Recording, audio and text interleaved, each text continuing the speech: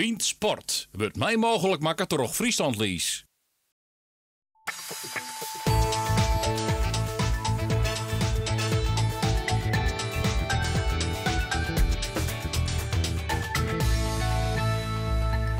Is Luc IJzinga de juiste man van Sportclub Heerenveen? En hoe groot is het verlies van haatsponsor Unive? Ik praat erover met 3 journalisten die de club op de voet volgen. Marco Timmer van Voetbal International, haatredacteur van het Friesjournaal Albert van Kijpema en Helden Magazine-journalist Jaap Stalenburg. Maar voordat de mooie echt losbanen over Sportclub Heerenveen, laten we het eerst even haar over de vinger. Joey van den Berg.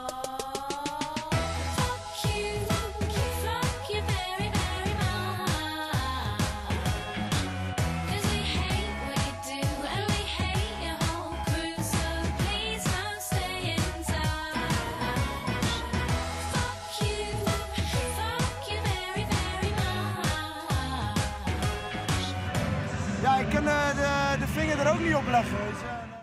Ja, dat zei Joey van den Berg en de ouder van de wedstrijd in Ajax. De middelvinger van Joey van den Berg gaat deze week een heel soort losmaken. Gert-Jan Verbeek maakt hem er heel drok oer. Heeft hij niks anders om zich druk over te maken? Nou ja, toch, het gaat fantastisch met Bochum. Ja, heb jij eraan geërgerd, Marco? De middelvinger van Joey? Nee, voor geen meter. Je ziet Joey meteen lachen op het moment dat hij het doet. En volgens mij was zijn uitleg ook prima. En het verbaast me altijd dat dit zo groot wordt gemaakt. Aan de andere kant vind ik het ook wel leuk dat je zo'n kleurrijke figuur hebt. Wees blij. Ja. En Do, Albert? Ik ben geen middelvingers. Ik mag het kent net zien. Maar maten onder elkaar. Ken elkaar uit de grap. Ik wil eens een middelvinger opsteken. Ja. En ik weet net mooi wat voor achtergrond dit Joey de dien had. Nee, wat een grappige wijze eigenlijk. Hè, die een soort van begroeting met Oort Ploegenoord Diederik Boer. Dan vind ik het prima. Dan vind je het prima. Goed jongens, dan de beëgen nieuwe directeur van Sportclub Heerenveen, Luc IJzinga. Hij is vastdroegen, toch de formateur Sjoerd Veenstra. IJzinga wie joert ook op het stadion. En een man die ter meer weet is collega Roelof de Vries. Roelof, waarom wie, als het goed is, hebben wij nou contact met Roelof de Vries? Ja, daar is Roelof. Waarom wie IJzinga eigenlijk op het Abelense stadion? Nou, voor zover ik weet is hij onthoudt dan net op het Stadion West. Ik ga wel even contact met hem houden. Hij had Joert wat peteren. Hij is de beëren kandidaat om algemeen directeur hier te worden. Dat betekent dat hij eigenlijk nog de goedkeuring heeft van twee instituten als het ware. De ondernemingsrie van Sportclub Heerenveen. Daar hier die Joert te peteren mee. En ik maak een afvaardiging van het stichtingsbestuur. En als die twee akkoord gaan, en dat is wel de verwachting, dan wordt Luc IJzinga dus als de nieuwe algemeen directeur bij Sportclub Heerenveen. Maar toen is het dus nog net jongen. Nee. Hij zei wat ik belde eerst even maar hij zei van, ik weet nog net helemaal zeker als ik wil naar die wedstrijd tag in. Want dan spreekt iedereen me aan en dan maakt iedereen wat van me. Ik weet dat nog net, ik ben er nog net wist van. Oké, nou we komen aan bij die waarom Roelof. Ja, voor het grote publiek is Luc IJzinga nog een beetje een relatief onbekende jongen. Even ter introductie. Luc IJzinga is van Jontje 72 en groeit op in Frencher. Als hij ook familie is van die orenbekende Frencher IJzinga is net helemaal duidelijk. Wel duidelijk is dat de jonge Luc van sport houdt. Hij zit net op voetbal of hutfietsen, maar is van zijn zonde hier al lid van HV Jupiter 76. Handbal dus. En succesvol, want Luc helpt zelfs de Friese selectie. Qua opleiding wil hij de commerciële kant uit. Op de HAO in Ljouwert komt er in de kunde met het professionele hutfietsen. Als stagiaire kan er in de keuken zijn van de Motorola-ploeg van Henny Kuiper. Het zal het begin wezen van een carrière in de hutfietsvraat. Zijn eerste ploeg is het Amerikaanse Seiko Cannondale. In 2000 werd IJzinga passenwedvierder van de T-Mobile-ploeg. Het zal een roerige tiert worden. Vooral het kopman Jan Ulrich in 2002 op doping betrapen wordt. Ook bij Wernij Wurkjouwer, de Rabobank, krijgt Luc IJzinga van 2008 al een soort vragen over de dopinggebruik. Hij ontkent en bloed ontkennen. Later zal duidelijk worden dat er rond 2012 stelselmatig dopingbruik is bij de Rabobank ploeg. Op het stuit had Luc IJzinga een eigen communicatiebureau en is de directeur van de AIGCP, de Belangenvereniging voor Professionele Hutfietsploegen. Hij went het in Zuid-Duitsland. Ja, ons af hier een kwarte introductie met Luc IJzinga. Jaap, daar zit behoorlijk in het hutfietsen. Daar kist hem. Het leuke is, ik heb hem eigenlijk vanaf het begin af van zijn carrière meegemaakt. En Luc is een van de grootste, was een hele belangrijke Nederlandse jongen in het internationale wielrennen. Al op hele jonge leeftijd liep hij rond bij Saiko, de ploeg waar Mario Cipollini in zat. En Mario Cipollini heerste in de Tour. Die won etappes, die had een uitstraling die enorm was de populairste man van Italië. Toen hebben ze een keer uit balorigheid hem voor de start van een etappe in een gladiatorenpak gehesen. Wie dat een idee van Luc IJzinga? Dat was een idee van Luc IJzinga. Daarna heeft Luc het in mijn optiek zowel bij Telecom als bij Rabo goed gedaan. En wat ik dan een beetje flauw vind, Wilfred Gené deed dat deze week ook in een column. Je moet hem niet linken aan doping. Doping hoorde bij die wielertijd helaas. 98% van het peloton gebruikte. IJzinga was gewoon in dienst van de ploeg. Die deed woordvoering, bepaalde het marketingbeleid. En is daar dus indirect ook bij betrokken. Dat zegt in hoeverre is een Passevalli ook verantwoordelijk voor het dopingoproep natuurlijk? Ja, ik vond van de week daar een beeldvorming. Ik vond dat Gené een lui en makkelijke column had gemaakt. Ook nog zeggen dat hij het van horen en zeggen heeft. Het was niveau roddeljournalistiek. Ja. En ik vind dat je de IJzinga mee tekort doet. Ik heb IJzinga ook de afgelopen jaren in zijn nieuwe functie meegemaakt. Als directeur van die overkoepelende organisatie van wielerploegen. En dat is een zware functie. Dat is dus positief. Jaap, hoe zou dat je noemen, Albert? Luc IJzinga. Ja, nou, ik ken Luc IJzinga net. Van naam uiteraard wel.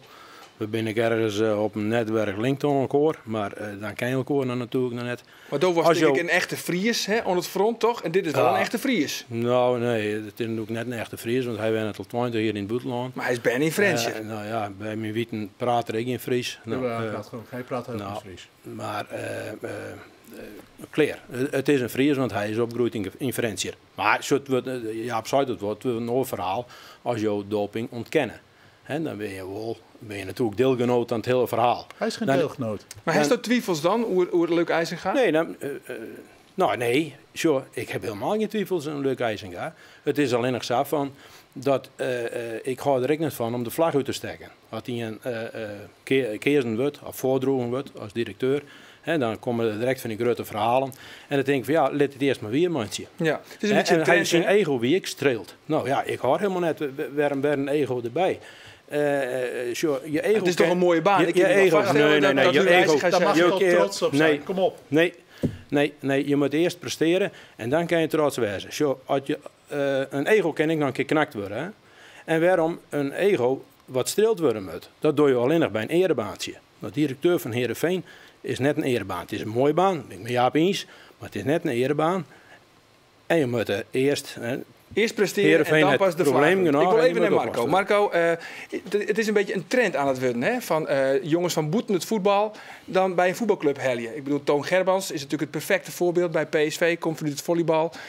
Robert Eenhoorn komt vanuit het honkbal bij AZ. Is het een logische keuze eigenlijk, denk jij? Nou ja, goed. Hij was niet de eerste kandidaat. Dat was Nico-Jan Hoogma. Nou, die heeft laten weten dat hij eigenlijk op een verkeerde manier ook een beetje benaderd is. Het ging een beetje via en schimmig. Had het ook niet gedaan, heeft goed naar zijn zin bij Heracles. Toen kwamen ze bij deze man uit. Ik heb hem gesproken vrij lang aan de telefoon. Maakte op mij een prima indruk aan de telefoon. Hij heeft denk ik hij komt uit de topsport en dat is denk ik het belangrijkste. Ja. Dat is denk ik het belangrijkste voor Heerenveen. Toch ook een kernvraag, Marco, is van... Is hij sterk genoeg om weerstand te bieden zeg maar, tegen een man als Riemer van der Velde? Is dat nodig? Nou ja, wat denk jij? Ik denk van wel. Ik denk dat het zeker nodig is. Kijk, het verleden heeft aangetoond dat het een repeterend verhaal is bij Heerenveen. Hoe sneu ik dat ook vind. Want laten we vooropstellen, Riemer die verdient een standbeeld voor wat ze werken bij Heerenveen als voorzitter. Ik vind dat nog steeds. Er komen heel wat standbeelden. Nou, maar wacht even. Ik wil wel even uitleggen. Want ik vind het ik noem Heerenveen altijd het grootste wonder van het Nederlandse voetbal. Dat je in een dorp met, wat zijn het, 28.000 Albert? 28.000 inwoners. Dat je daar een stadion neer kan zetten van ongeveer 26.000 stoeltjes. Die 26.000 die waren er in 1948 ook. Ja, maar als je kijkt naar heel veel andere clubs. Maak je verhaal af. Dus daarvoor verdient hij een standbeeld, vind ik. Maar wat er daarna is gebeurd, is dat Riemer aan zijn mooie boek Heerenveen, na zijn carrière als voorzitter en als erevoorzitter, heeft hij daar een paar flinke zwarte hoofdstukken in bijgeschreven. En het is een repeterend verhaal aan het worden. Dus ik hoop dat Er is maar één constant en dat is Riemer. Dat is te makkelijk. Nou, ik heb jouw verhalen gelezen. Ik respecteer je als journalist, maar ik ben het zeker met je oneens. Ja. Albert die heeft ook ooit een keer in een huis-aan-huisblad een beetje een kleine karaktermoord door Riemer gepleegd. Ik snap jullie. Nee, helemaal maar een positief kritisch tik. Nou, voor de mensen die net weten, dat het clubblad, de corner die behoorlijk kritisch. Maar maakt niet uit. Waar het om gaat is dat ik bij Heerenveen... Kijk, Riemer wordt door heel veel mensen belangrijker gemaakt dan die is. Als je in de bestuurskamer van Heerenveen komt, dan lopen allemaal mannetjes rond die niets anders doen dan bij Riemer in de buurt willen zitten, naast hem willen zitten, op zijn schouders slaan. En met dat Riemer zich omdraait, bellen ze Marco Timmer, gaan ze klagen bij Alders en Kijmpema. Ja. Het punt is, Riemer is sterk, omdat hij ook omringd is bij die club door heel veel zwakkelingen die niet tegen hem in durven te gaan. Zullen we even zijn, ja, want Riemer van der Velde ziet je onder deze tafel, voor jou Wikkelien, even jaren wat Riemer doet zei. Er wordt zo vaker op, wij mensen die erop, Riemer die regelt achter de schermen alles. Dat zou dus betekenen dat al die mensen die er zitten, dat de flapdrollen binnen. Want er wordt dan letters zijn, wie dan ook, de kerst al je die er zitten, dat bent toch al je wie wel mannekes. En dat die dus nu met terugwerkende kracht beweren, of anderen die hem nooit met namen nemen, als die dan beweren dat ik het daar regel, dan kan ik één keer helder zeggen, dat is klinkklare onzin. Marco. Ja, nou, ik snap dat jij met hem eens bent, maar jij bent ook natuurlijk van het Riemerfront. Dus dat is logisch. Kijk, daar heb je het weer. Er bestaat geen Riemerfront. Nee, maar er bestaat geen kampen. Maar luister eens. Wacht even Marco. Even een korte vraag. Ja, wat deed je dan bij Heerenveen? Want jij liep daar heel erg rond de laatste tijd, maar wat heb je daar gedaan dan? Ik dronk wel eens koffie met mensen. Ja, dat mag toch? Nee, geen probleem. Maar goed, dat is dan duidelijk. Maar diverse kampen overigens. Nee, goed, maar als je over kampen spreekt. Wat ik bij Riemer hoor... Ik kom ook wel eens in Langweer. Wat ik bij Riemer hoor is dat hij... Wat wij Jelien heb ik daar nog nooit bij Heerenveen jongen. Klopt. Maar heel even. Wat ik hoor bij Riemer is dat hij dus zegt dat hij dus niet komt om een... dat je alleen maar komt om een adviesje en dat er goede sterke mannen zitten die dat zelf wel kunnen. En dat hij eigenlijk niks doet. Op het moment dat die 4e revolutie achter de rug is. En Sjoerd Veenstra, nu de formateur, met Gaston Sporre. In een eindgesprek met Riemer zeggen, laten we, en Hettinga staat er ook bij, Arne Hettinga, laten we nou nog even in gezamenlijkheid met elkaar optrekken. Wij nemen 1, 2 bestuurders tussen ons in. Misschien 3. De organisatie, het vertrouwen is broos. We maken inhaalslagen op commercie. Laten we dat nou doen. Riemer zei, gebeurt niet. Het gaat zoals in de revolutie afgesproken is. En zo is het gegaan. En vervolgens zegt hij, het zijn goede sterke mannen die daar zitten. 2 jaar Heerenveen onder deze leiding. Totaal incapabel. Cijfers zijn dramatischer dan voor de revolutie. De sponsors zouden toch massaal terugkomen. Ze zijn massaal weggelopen. Commerciële begroting... In 5 jaar van 17 miljoen, crisis hoort daarbij hoor, 17 miljoen onder de 9 miljoen. Maar goed, ze maatje nou dus gewoon schip, Marco. Dat is dan toch prima? Ja, maar dat is wel 2 jaar te laat. Ja, als je nou de procedures gewoon had gevolgd. Je bent volledig voorbij gegaan aan het personeel. Volledig. Je hebt gezegd, hup, we doen het zo. Weet je, tot slot, dan mag jij al. Vanaf 2006 tot aan nu, niemand is erin geslaagd om daar voor langere periode iets moois neer te zetten. En er is 1 constante. En dat is Riemer van der Velde geweest. En het kerkhof van slachtoffers in die machtsstrijd, die is inmiddels zo groot. Maar Riemer zei dan, dat ben slapjaners. Dat komt er net alleen nog tot Riemer. Je bent toch sterke kerels die er zitten? Ja, maar dit is al de 4e revolutie geweest. Hè? We moeten even weer omgaan naar 2000. Eerste revolutie, Koos Vormsma. 2010, tweede revolutie. Jan van Erwe, Henk Hoekstra, Imme Kuper. 2013, tweede revolutie. Geen 1 of 2 man slachtofferd. En die de leerling hebben. Maar 8 man. Hele bestuur. RVC erbij. 2015, 4e revolutie. Sontje man. En alle mensen uit een nabije om jou van Riemer. En Claire, de Riemer die ik nog krijg hier, prachtig, daar hoor ik van. Het is in ieder geval een kerel. Maar er is wel een enorm soort bloedvloeit. En terug en indirect ben er een heel soort netwerken om die club heen die binnen verdoen. Hier heeft de club zo'n ongelooflijk soort skeer van. Ja, maar wat zou er dan ook? Dat ben ik maar niet eens. En de miljoenen. Maar wat zou er dan in die eigen nog gebeuren, Matte? Nou ja, er wordt bij een nieuwe leerling wordt aansteld. Nou ja, wat moet je oors dan? Wat kan je oors dan? Maar hoe kun je dan voorkomen dat er aan weer een 5e revolutie komt? Nou, dat leidt, en dat ben ik dus maar Riemer eens, want natuurlijk leidt het ik aan een bepaalde slapheid van mensen. Maar we moeten net vergeten. We moeten net vergeten. Ja, oké. Maar goed. En Robert Veenstra moest weg, hoor. Maar dat weer de kleur van de club. Maar ik een man als Koos Vormsma, grote maat van Riemer, heeft toch het filter om je moeten. Henk Hoekstra, Ime Kuper en Jan van Erven zijn echte clubmeesken. Nou.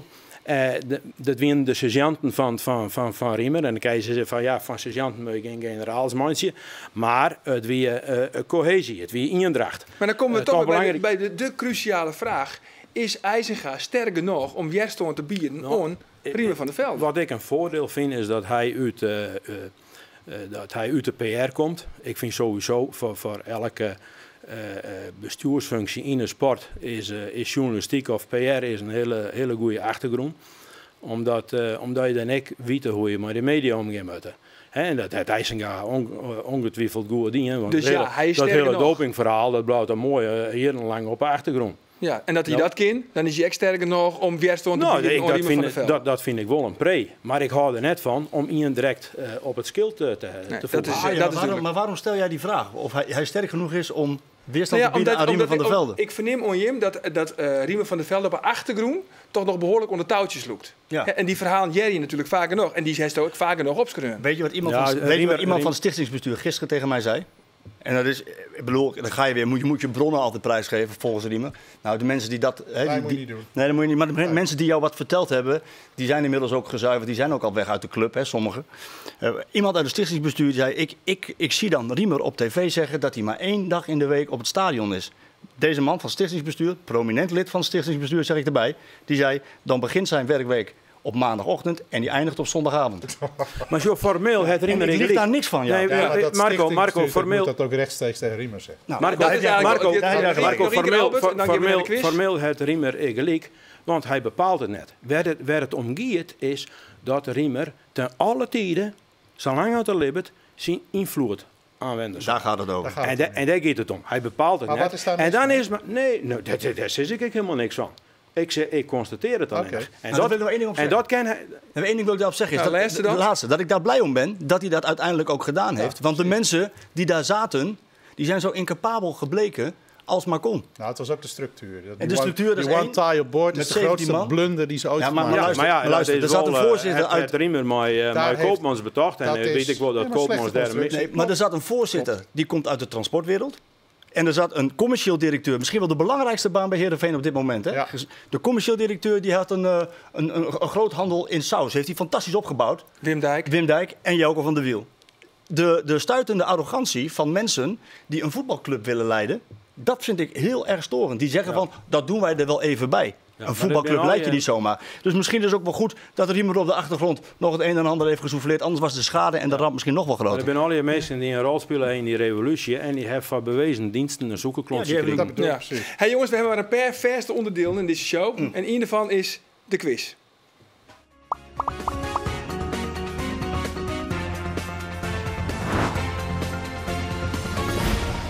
Ja, het is weer tijd voor Henk en Henk Sportquiz. Maar deze week een vraag over Henk Veerman. Want Henk Veerman is met 1,89 meter de langste speler in de selectie van Sportclub Heerenveen. Maar waar is de liedste speler? Is dat A, Pele van Anholt? Is het B, Lucas Bijker? Of is het C, Janer Kavlan? Mail je antwoord van Waantje naar biend@omroepfriesland.nl en win 2 kaartjes voor de wedstrijd Heerenveen-ADO Den Haag.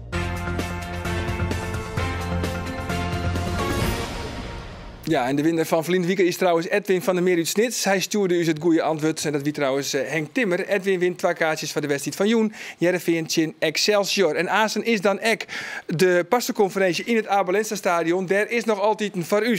Collega Roelof de Vries, uw eigen Sierte Vos. Roelof, kom maar in met sjaal. Hey, Roelof, is dat nou de persconferentie waarvan wij eigenlijk al weten wat ze zeggen zullen? Ja, ik ga net de Copacabana als je ervoor ziet. Nee, het is verschrikkelijk koud namelijk. Die persconferentie die komt eerst om 7 uur, Jel wachten. Dan zullen Wim Dijk, de commercieel directeur Wim Nies, kijkt al in. En Fons Rozenboom, dat is de man van Unive, die zullen ons komen. En die zullen dan vertellen dat Unive na 15 jaar ophoudt als haatsponsor bij Sportclub Heerenveen. Ze blijven wel sponsor, dat wel. Ze komen ook achter op het shirt bij Heerenveen. Maar ja, er komt dus nou een einde aan na 15 jaar. Haatsponsorschap van Unive. En dat is toch $1 miljoen per jaar wat er dan weer de door u rint. En wat ze toch weer beziekje maken om weer rond te winnen, als het ware. Ja, is er al zicht op een nieuwe haatsponsor? Nee, die signaal binnen op dit stuit nog net. Ik ken het niet. Kijk wel dat bij Gelies Rabobank ophoudt als haatsponsor van de Hutfietsboen en van wat ploegen. Dus nou ja, waar weet is dat nog de artwork van Luc IJzinga, de nieuwe directeur. Waar weet is dat? Maar dat is puur gissen wat ik hier dacht. Er ben op dit moment nog geen signaal. Maar ja, er was er 3 man zitten. Die weet alles hoe de club. Dus misschien weer 3. Ik zal het ze vragen. Rolf Gaunebin, sjaal omhoren, zoals ik zei. Ja, Jaap, want we weten Chris Woerts had ook al een paar keer een peteerhoorn bij Heerenveen. Zou dat misschien wat wezen, Chris Woerts? Zou hij een rol spelen kunnen? Nou, ik denk dat, ik weet niet hoe ver Heerenveen met Chris Woerts is. Ik kwam hem in het stadion tegen, maar goed. Even voor de meest evident, waar is Chris Woerts? Chris Woerts is, ik ken hem vrij goed. Chris is commerciële man geweest bij Feyenoord. Heeft bij Coca-Cola wereldwijde sponsordeals gemaakt. En wat bij Heerenveen op dit moment nodig is. Kijk, het geld in Friesland is op. Sowieso doen bedrijven niet veel in sponsoring. Je moet een hele nieuwe manier van over samenwerking met bedrijven nadenken. Niet met de oude sponsoring van de logo's, maar bijvoorbeeld veel meer doen met de kennis die je over fans hebt. Bijvoorbeeld fanbase marketing, met een duur woord. Televisie, content. Egon Dijkstra en consorten, die wou dat toch? Ja, maar die wilde dat. Ja, maar de oude manier van sponsoring, hè, dat kan niet meer. Ja, ik zeg je niks over Egon en over Arne, want die hebben natuurlijk ook grote fouten gemaakt, hè, in het hele proces. Maar daarom zijn ze ook niet meer. Dat verhaal was iets gecompliceerder. Nee, zeker, maar het oude denken. En we houden hoofdsponsor binnen. Ja, dat is voorbij. Dat kan niet meer. Dat is klaar. Dus je moet wel vernieuwen. Daar moet de commerciële man heel sterk in zijn. Ik denk dus heel goed dat het goed is dat er iemand van buiten komt. Chris Woerts is bewezen geschikt voor een functie, een adviesfunctie of een formele functie. En wat heel belangrijk is, Heerenveen moet eindelijk, uit de tijd dat Albert daar nog als jongeling op de tribune zat, toen was Heerenveen had landelijke uitstraling. Dan kon je supporter zijn van Ajax, Feyenoord of PSV. Heerenveen was je tweede club. Ik denk dat Heerenveen een beetje dat gevoel van second best club in heel Nederland terug moet zien te krijgen. En krijgt dan die Chris Woerts krijgt dan toch wel een bepaalde rol binnen de club? Ja, luister, we praten over Chris Woerts, dat weten we niet zo. We kennen alleen de geruchten. Ja, hij ziet het een hoofdsponsor van de club en hij is een soort van middelaar. En de strategie. Ja, dat laatste is volop belangrijker. Exact. Een hoofdsponsor, daar kunnen wij ook nog wel mee aan de slag. Ik bedoel... Waarom? Unive betaalt toch €1 miljoen? Ik bedoel, dat is toch eigenlijk heel erg belangrijk. Ja, maar je moet de kennis hebben in een club. Daar gaat het om. Achter een hoofdsponsor zet je een acquisiteur. De tijd van acquisiteurs is voorbij. Ja, nee, waarom? Strategie. Bedrijven dus eerst op een hele andere manier omgaan. Net het hinder achter de wijnspannen. Je moet eerst zorgen dat je de goede mensen hebt. Dus eerst zorgen dat je goede mensen hebt en dan de strategie. Want anders kun je net een strategie bepalen. Maar feit is toch echt... second hoofdsponsor, kijk, ik wil zeggen vanaf, bel Jan van Erven, maar die komt sowieso in deze provincie maar de beste partij. Maar in deze provincie zit het geld dus niet meer. Nee, maar het geld landelijk gaan weggaan. Maar de Unive is een Fries bedrijf. Ja, maar het feit, Marco, de inkomsten, de sponsorinkomsten rennen behoorlijk weer. Waarom bij Heerenveen? Ja, ik ben heel nieuwsgierig naar de cijfers van Heerenveen. De jaarcijfers die komen in het begin van volgende week, denk ik, rond 20 december komen die uit. En ik heb begrepen dat er een mooie winst wordt gemaakt door de transferopbrengsten. Nou, het is vooral toch Oet en Marten Droom. Ja. En ik geloof Zingraven zelfs nog erbij in. Dus kijk, het is ook een stokpaardje van Riemer dat je niet afhankelijk moet zijn van transferopbrengsten. Nou, daar ben ik grondig met hem eens. Daar heeft hij helemaal gelijk in. En daar heeft Heerenveen wel een probleem. Want als je commerciële begroting steeds maar naar beneden gaat, dan kun je met een rode potlood door je organisatie gaan. Maar je moet je inkomstenstromen vergroten. En daar is nog geen enkele administratie de laatste jaren in. Ik ben het ook wel met jou eens. Maar er is bij Heerenveen geen enkele ontwikkeling geweest de oude jaren op commercieel gebied. Dus je leed enorme slagen lezen. Maar dat komt ook door de onrust, hè? Want ik heb te doen met die mensen, hè? Die op de ze zullen niet allemaal even geschikt zijn, maar de lokale netwerking, daar is een slagveld in West. En dat is zonde. En ik kreeg wat Gaston Sporres in mij zei. Hij zei, mensen die oude jekje krijgt voor het net waarom. Die gaan met het gezin even terug de bos te kuieren of iemand in een boottochtje. En die denken van, dit is ook wel even leuk. En zo ze dan maar weer om te krijgen. Ja. Maar dat is bad. Oké, het heeft net altijd zin om weer om te zien. Maar je moet er nou mensen in boord helpen die hier doel door hebben. Ja, als we praten nog ik op internet geven we zelfs het toch altijd met de nijbabbel. Je weet dat tu zeggen. En als je het vooral haar met de heren aan tafel over het sportieve gedeelte.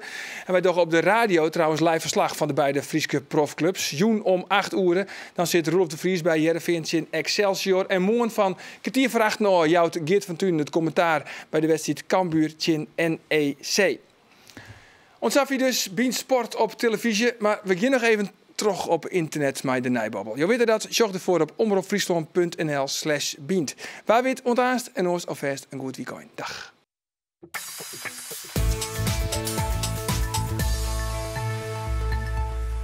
Welkom waarom bij Bean Sport op internet. Aan tafel nog altijd Marco Timmer, Jaap Stalenburg en Albert van Kijpema. Heren, we hebben het gewoon over Luc IJzinga. We hebben het gewoon over de sponsor, de haatsponsor die het oorjacket. Iemand hebben we het er net over gehoord, dat is Hans Vonk. Ja. Hoe groot is de kans eigenlijk dat Hans Vonk blijft, Marco? Ja, als ik Sjoerd Veenstra mag geloven wat ik gelezen heb in de Leeuwarden Courant. En wat hij ook al... Sjoerd Veenstra van de meeste de formateur. Ja, en vriend van Riemer. En vriend van Riemer, tussen haakjes erachter. Nou ja, waarom zei je dat erbij? Omdat Gert-Jan Verbeek mij zei dat het niet handig was dat een vriend van Riemer dit deed. Maar ik heb de neiging dat deze man wel integer is. Dus, dat is slim. Maar het is misschien niet handig. Het is niet handig om dat te zeggen. Maar hij staat te slim voor om... Exact. Ja. Dus nou goed, die heeft al aangegeven eigenlijk van dat wat hem betreft Hans Vonk misschien wel herkiesbaar is. Hij is nou interim op dit moment. Ja, daarmee maakt Heerenveen een grote fout. Niks over Hans Vonk ten nadele, want ik ken hem verder niet heel erg goed. Ik heb wel contact met hem, zo af en toe. Hij heeft niet heel erg goed gedaan op technisch vlak, maar hij moet ook altijd maar luisteren. Waarom dan net? Waarom heeft hij niet goed gedaan? Ja. Nou, de spelers die verkocht zijn, die hadden jij en ik ook verkocht. Dat is geen probleem. Oet. Ja. Sinkgraven, de Grutte talenten. Goed. Even, ik kan ze allemaal los. Oet zat een doorverkooppercentage aan de huurperiode toen hij naar Heracles ging. 4 ton moest Heracles betalen. Riemer wilde hem helemaal niet. Het is aan de vasthoudendheid van Oet te danken dat hij bij Heerenveen geslaagd is en dat Heerenveen aan hem verdiend heeft.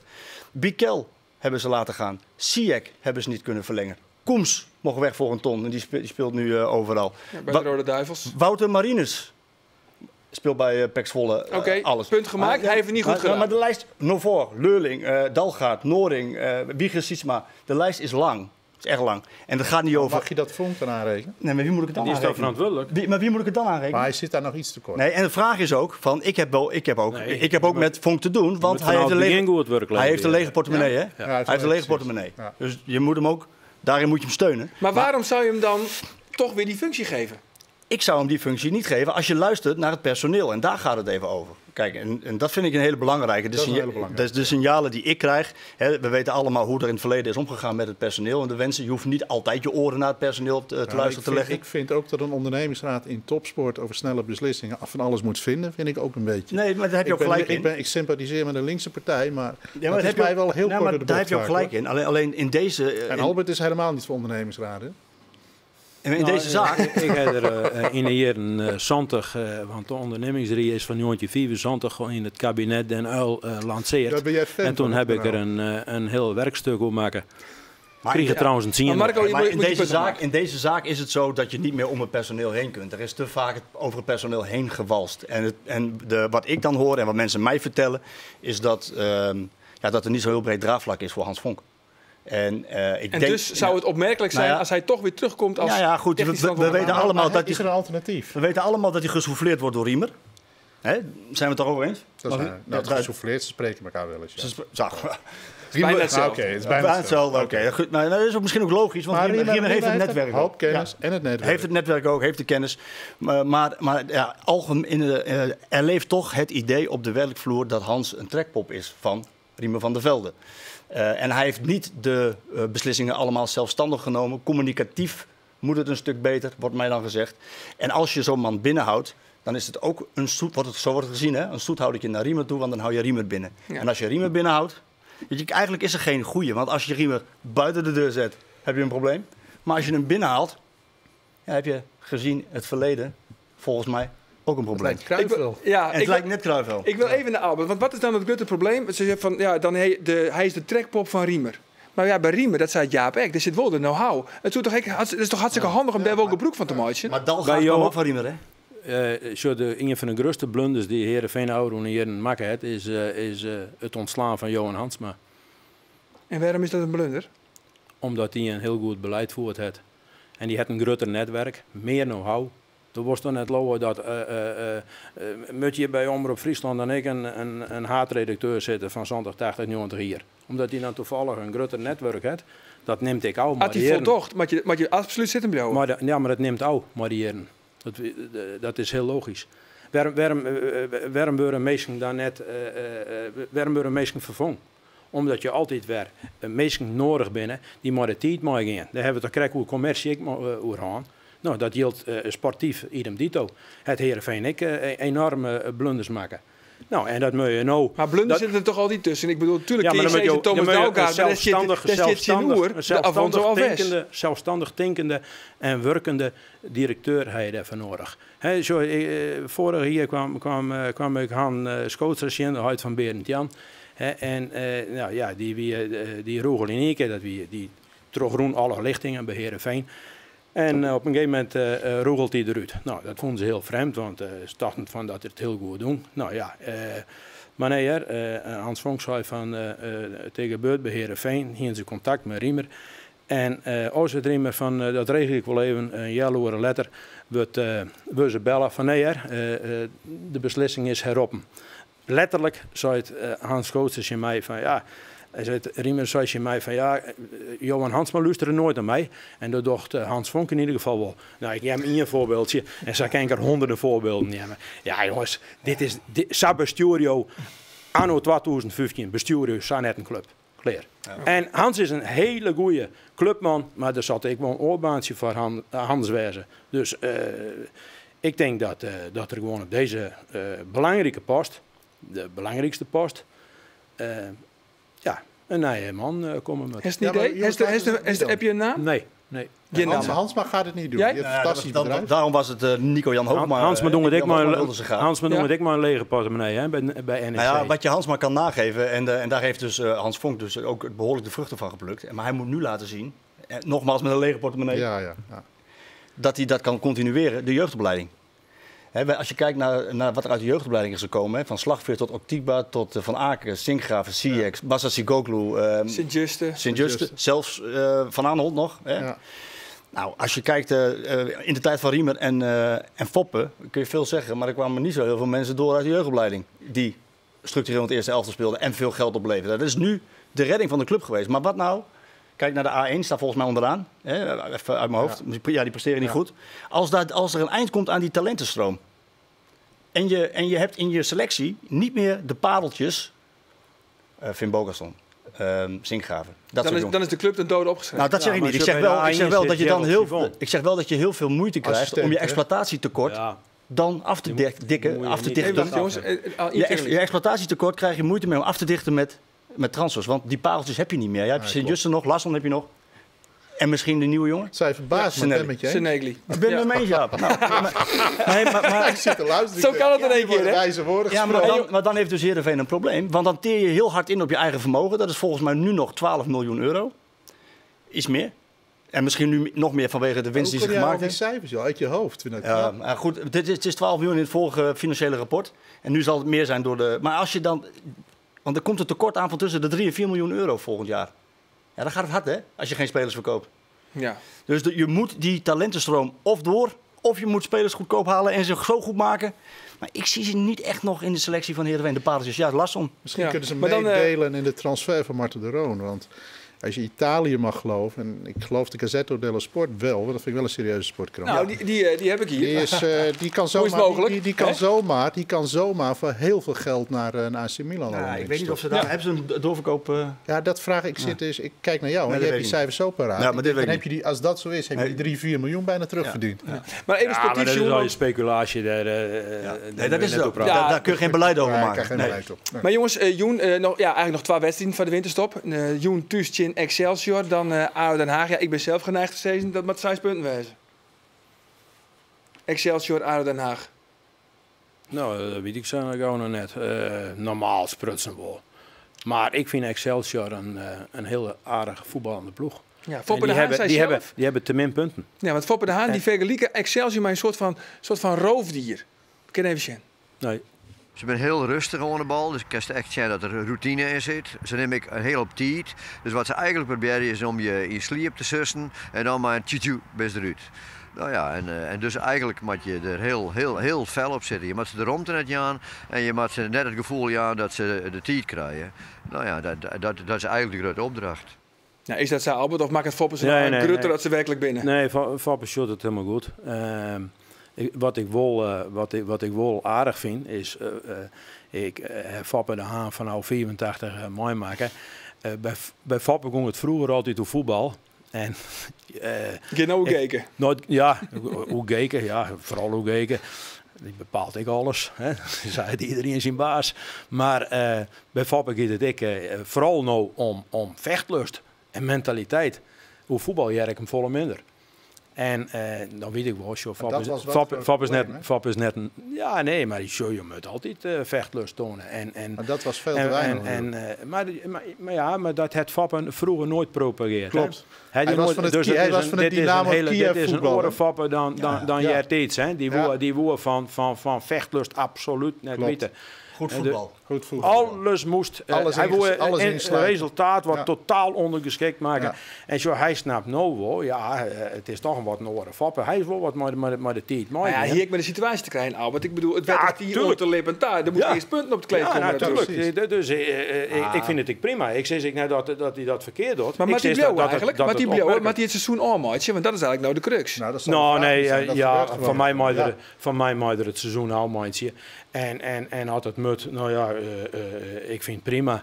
Maar zo, waar ik net van hoor is dat het nou eigenlijk een beetje met de resultaten mooi rent. Hè? Ja. Want als we nou even 3-4 wedstrijden verlengen. Dan denk ze net dat Foppe dat mooi daarin op die bank zit. Dat denk ik net, ja. Wat ik veel interessanter vind, ik denk dat Foppe sowieso... Kijk, er zijn twee dingen interessant. Eén is dat door Foppe, hoe gek het ook klinkt jongens, Heerenveen in het land ineens weer een positief in de belangstelling staat. Het is flitterdun, ik weet het, maar Heerenveen leeft weer. Je merkt bij het publiek dat het een effect veroorzaakt heeft na al dat geouwehoer over bestuursellende. Het publiek hier is klaar met al dat bestuurlijk geouwehoer. Ja. En Fop is een symbool van toch weer een ander Heerenveen. Twee is, ik ben veel meer benieuwd wie hier de nieuwe trainer wordt. Ja. Want ik vind dat een interessant spel. Voor mij is het nog geen uitgemaakte zaak dat verbeterd wordt. Dat vind ik wel een interessante. Want wat je zegt heel terecht, hè, dat Foppe nu een soort vechtvoetbal ook propageert. Want je moet punten halen. Je moet weg uit die onderste zone. Dus dat is overlevingsvoetbal. Exact. Maar dat is wel waarop Dwight Lodewijks werd afgerekend. Hè? Dwight Lodewijks moest voetballen. Maar die zag het ook zelf niet meer zitten. Nee, maar klopt. Ja, maar die moest komen van Cambuur om er weer voetbal in te brengen. Na de jaren van Van Basten, let wel, 5e plaats. Ja. 5e plaats. Ja. Iedereen blij, Polonaise, bijna Europees voetbal en sponsors trekken aan, want succes trekt aan. Nee, Lodewijks moest komen om er voetbal in te brengen. Dat is het eerste jaar, heeft hij daar redelijk goed gedaan. Maar het tweede jaar moet je er wel voor zorgen dat je goed anticipeert op de mensen die weggaan. Ik noem een Oet. Ik kan veel van Oet zeggen, maar die kon wel meevoetballen. Fop heeft hier aan tafel gezeten dat hij het over de kapstokspits had. Ja. Maar dan hou je tevreden en je hebt Henk Veerman. Ja. Beide niet. Je krijgt niet heel veel ballen van de flanken. Tevreden is wel gevaarlijk in de 16, maar dan moet je ballen van de flanken hebben. Dat gaf Foppe hier eerlijk toe. Maakt het niks uit. Foppe gaf het toe. Maakt het niks uit wat voor ploeg Lodewijks onder zijn hoede heeft. Want Lodewijks heeft één ding wat hij net kent. Lodewijks ken ik al zo lang. Hij kan het inspireren. En dat is een belangrijke kwaliteit voor een coach. Hij is een hartstikke aardige kerel. Qua karakter past ik precies bij Heerenveen. Hij zal best idee hebben hoe voetbal en zeker het verzorgde spelletje wat Foppe dan altijd propageert. Maar hij is totaal geen inspirator. Foppe kan dat natuurlijk wel, hè? Die kan wel inspireren. Maar Foppe is aan zijn fot. Foppe is zijn grootste kwaliteit, maar hij heeft dat er nou wel bijpakt. Maar wie is dan de ideale opvolger? Ja. Nou ja, ik ben helemaal aan het, als Heerenveen-volger en als supporter van Heerenveen, ben ik helemaal aan het zo beleid met deze ontjouwing. Want een trainerstoel bij Heerenveen wordt op deze wijze besmet. En nog erger, want jij bent een keer afgerekend op een column die je gemaakt hebt. Maar in diezelfde column heeft Foppe gisteren, en in de corner, of eergisteren, wanneer is hij uitgekomen, Daar heeft Foppe gepropageerd eigenlijk dat een trainer niet zo heel veel invloed meer moet hebben. Het moet allemaal gaan om de waarden die horen bij Heerenveen. Eigenlijk heeft hij daarin ook nog wel voor een deel gelijk. Dat is wel gelijk, toch? Voor een deel heeft hij gelijk. Maar wat hij daarmee ook zegt in die corner, is dat alles wat na hem is gekomen, dat het eigenlijk niet goed is geweest. Ik weet van de mensen op de werkvloer, trainers, die hebben zich mateloos gestoord aan die corner. Maar Foppe die beweert dus dat er eigenlijk geen goed werk geleverd is. Maar ik noem je net een hele stroom aan talenten wat daar doorgebroken is. Dus ik wil hier op deze plek wel even een lans breken voor de trainers die er hebben gezeten. Ja, Van Basten werd 5e, Lodewegers behaalde bijna Europees voetbal. Ja. En door zo'n corner, weet je, dan, ik snap het wel, want je moet een trainer ook niet te belangrijk maken. Hè, want je gaat om clubcultuur. Hoe wil je voetballen? Maar wie volgt hem dan op, jongen? Ja, even één naam. Ja. Toch Gert-Jan Verbeek in de egen van een heel soort mensen de ideale kandidaat. Dan krijg je wel rust in elk geval.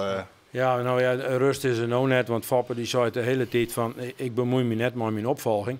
En in het tweede zin erachter zei er van Verbeek met mijn opvolger worden. Ja, daar kan je geen touw meer aan vastknopen. En Verbeek, nee, absoluut net. Zo, Verbeek had nou al, bij Bochum gaat het net goed, bij Neurenberg ging het lang en goed. Bij Feyenoord wordt het een falikante misleiding. En alleen nog bij AZ het er aardig niet. En daar wordt hij nou in 2 overwinning in Eindhoven en bij een koppositie ontslaan. Dan wist ook wel dat er heel wat aan de hand is. Maar om daar wat je nu in het te brengen, in de periode onder Verbeek bij Heerenveen, wie misschien wel de mooiste periode die we hier gewoon hebben in het Abelense stadion. Het laatste seizoen Gert-Jan Verbeek. Nou, Messi bol in de punt, Soleimani op de linkerkant met erachter Pranjic. Prachtig, ja. Maar toen ging ik nog een andere directie. Het is een hele moeilijke plek geworden. Ja. Kijk maar naar Ron Jans. Ja, die was niet vrolijk als we naar Heerenveen melden. En als je het met Ron over Riemen van der Velde hebt, dan Ron zijn eigen schuld. Dat zou kunnen, maar ook voor een deel zal er ook wel mee te maken hebben dat die plek gewoon heel moeilijk is. Want als je Riemer en Foppe in je nek hebt hijgen, hè, maar laten we wel wezen, Lodewegers heeft het misschien niet zo heel goed gedaan, maar het was over het periodiseren waren de schema's van Foppe de Haan. Ja, maar dat laat hij zelf gebeuren. Dat zegt ook iets over Lodewegers. Precies, nou, ik zou dat niet prettig vinden. Dat probeerde hij bij Van Basten. Moest de laan uit. Nee, nou, Foppe, die enige prijs. Het wel zijn van Basten mocht best eens even bij hem koffie drinken om over voetbal te praten. Ja, snap je? De grote Marco. Daar lag nog een ander spanningsveld uit een KNVB-periode. Ja. Toen Van Basten bondscoach was en Foppe bij Jong Oranje. En toen vond Foppe ook wel eens wat. Maar Jaap, jij weet toch ook wat Riemer van der Velde, wat hij nou echt van Marco van Basten vond? Ik heb geen idee. Nee? Nou, hij was op Curaçao bij een collega van mij en maakte Marco van Basten compleet met de grond gelijk. Iets wat hij herhaalde op de golfbaan bij zijn golfvrienden. Dat waren vertrouwelijke gesprekken, Marco. Ja, maar Marco, dat waren vertrouwelijke gesprekken. Nee, dat gaat net vertrouwelijk. Maar ik schrijf dat op. Dat was laat Marco zijn verhaal ik schrijf dat op in nette bewoordingen dat Riemer van der Velde niet zo'n hoge pet op heeft van het voetbal dat Marco van Basten speelt. Dat was ook countervoetbal. Dat moest hij wel doen met Ziyech en Finn Bogason. Reactievoetbal. Ja. En Riemer belt en die zegt van ik wil dat jij opschrijft dat ik Van Basten een goede trainer vind. Terwijl hij ook bij meerdere gelegenheden... dat was niet handig. Meerdere gelegenheden brandt hij hem af. Ja, je zegt het zelf, dat is niet handig. Dat is wat heeft dat doen hier? Ik heb dat opgeschreven met de kanttekeningen bij. Dat in eerdere gelegenheden de erevoorzitter heeft aangegeven niet zo hoog pet op te hebben van Marco van Basten. En kijk, en zo wordt het dus. Ik zei het voor de ding. Ik heb het gevoel dat ik in een toneelstuk rondloop soms. En ik ben het wel met Jaap eens. Ik vind ook dat de mensen bij Heerenveen, als ze die dingen allemaal voelen en vertellen. Zeg het hem gewoon. Ja, zeg het dan. Want dat gebeurt er weinig. Nooit weg voor confrontaties. Nee, oké, maar de mensen die wat gezegd hebben, die zijn ook handig uit de club gemanoeuvreerd. Wie moet die trainer aanstellen? Ja, dat is Luc IJzinga. Ja, Luc IJzinga. Ik ken die heer, mijn jongen, ik net. Ik heb die zelfs het al laten adviseren. Luc IJzinga liet hem adviseren en we weten eigenlijk alle van jou wel terug waar. Ja. Dat is eigenlijk de conclusie. Ja. De nieuwe trainer, dat komt waarschijnlijk toch weer uit de koker. Ergens. Ja, maar lang waar. Het is geen zekerheid dat het Verbeek is, want ik weet dat Twente ook een scenario heeft met Verbeek. Ja. En dat kon voor hem wel eens een grotere uitdaging zijn dan Heerenveen. Wie weet jongens, dan wacht je het al. Heren, Tiegertank, we gaan op naar het stadion. Want de wedstrijd die begint om 8 uur. Heerenveen Chin Excelsior. En Safir, de allerlaatste Beansport. In deze uitviering van dit hier, takken we hier weer vanzelfs weer. En Safir, Tiegertank. Heren, dank. Graag gedaan.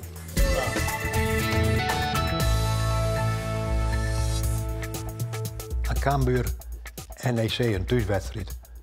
En daar ben die man verrekte vogel altijd, vind ik. 2-1 voor Cambuur. Zeg maar, ik word een paar punten. Hè? Tenminste, ik hoop het. Wat denk je ervan, Joke? Nou, ik net. Dan ben ik net eens. Bient Sport, waar het mij mogelijk maakt door Friesland lies.